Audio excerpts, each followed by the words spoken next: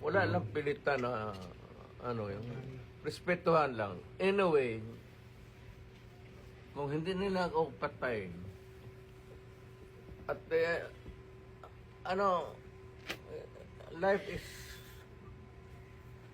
bigla lang ano, sila na naman ang nasa kabila.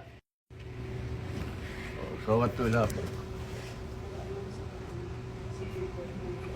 Alam naman nila ang possibility niya na it's just here, it's a matter of months actually. Kung manalo si Inday pagka-presidente, saan ito pulutin itong mga to?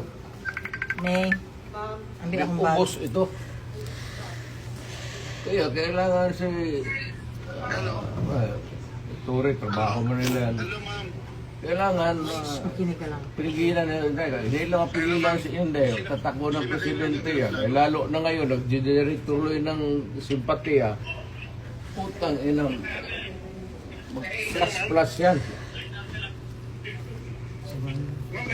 Pag ilang man sila, ibang presidente na naman, saan ito pupulutin itong mga to? Ang problema, katrabaho lang ito, I happen to be, ako, naiintindihan ko. Kaya, sinabi ko, this madness has to end. Sino kasama niyo dyan, ma'am? Hindi pa sila Ano lang kasi is, ang procedure kasi, let me be very frank with you. When you are placed under arrest, you have to submit to the person in authority making the arrest.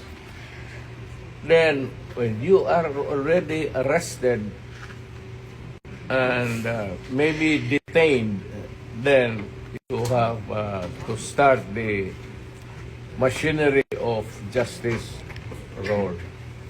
We go to the Supreme Court. Pag hindi, ako, Go to the Supreme dumaan ako sa rat, okay na sa akin. Well, nothing to lose na ako. Nothing to lose, absolutely nothing. Hindi ba rin ako sabihin mo kulong ng habang buhay?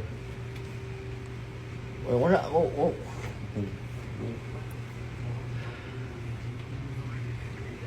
Inciting to sedition. Hindi inciting to sedition. Inciting to sedition. Kaya Against mag-against humanity, humanity. ICC. Kalimutan niya ulit. Sa Hague. We are not exhibitory sa sedition. That's what they're doing now. Hindi ako, yan ako hindi papayag. I am a Filipino, you are all Filipino citizens. Ako, pag nagkasala, you prosecute me in Philippine courts with the Filipino judge, the Filipino prosecutor, and magpakulong ako dito sa bayan ko. Kung sakali. They're preparing you to bring you to the Hague. I am sure. I am very sure. I am a lawyer. Abogado ka man. I am sure the Supreme Court will rebuke them. Baski na hindi tayo maghingi niyan, the Supreme Court will rebuke them. Tignan mo. Hindi pa bayad ako. Wala tayong extradition treaty.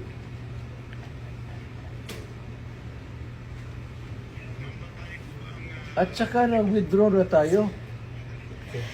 Bakit mo ako dadalhin doon sa international body na hindi na tayo bibro? That's a big question. Kaya nga, ano ito sila sa Supreme Court, tignan mo. Whether rightly or wrongly ang decision na mag-withdraw tayo sa ICC, the fact that we are already not a member, so dapat intindihin ng mga abogado yan, pati sila, they should, ay ko naman, General Torre, ask them seriously again. Kasi, malapit ka na mag-retire. So, just ask them, sigurado ba kayo dito? Kasi hindi na tayo membro ng ICC.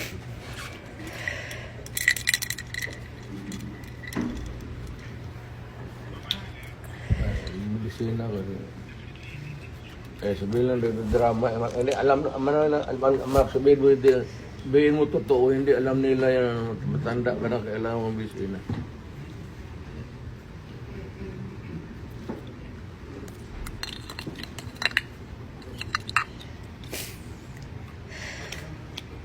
Sabihin mo sa inyo, sabihin mo sa nagdadala ng kaso dito. Sir, wakan mo sila, sabihin mo. Ano ba to?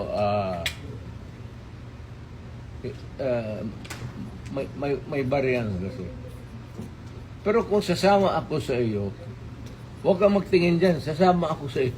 Yes, sir. Thank you, sir. Total, Maraming salamat, sir. nandito naman tayo sa government facility. Yes. So, escape is not a problem. Impossible dream. Thank you, sir. Okay lang mga parado. Ang akin lang, I might not have the chance anymore to lecture on you na the serious implications nito. Yes, sir. We have withdrawn and then you allow me to be brought to a body of which we are no longer a member. Isa yan. Kaya sabihin mo din sa prosecutor, sabi ni Mayor, kindly ponder on this seriously. Makakarating, sir. Alam mo man, nabasa mo man siguro, withdraw na tayo. Makakarating, sir. So, bakit mo ako dalhin doon sa international body na hindi tayo membro?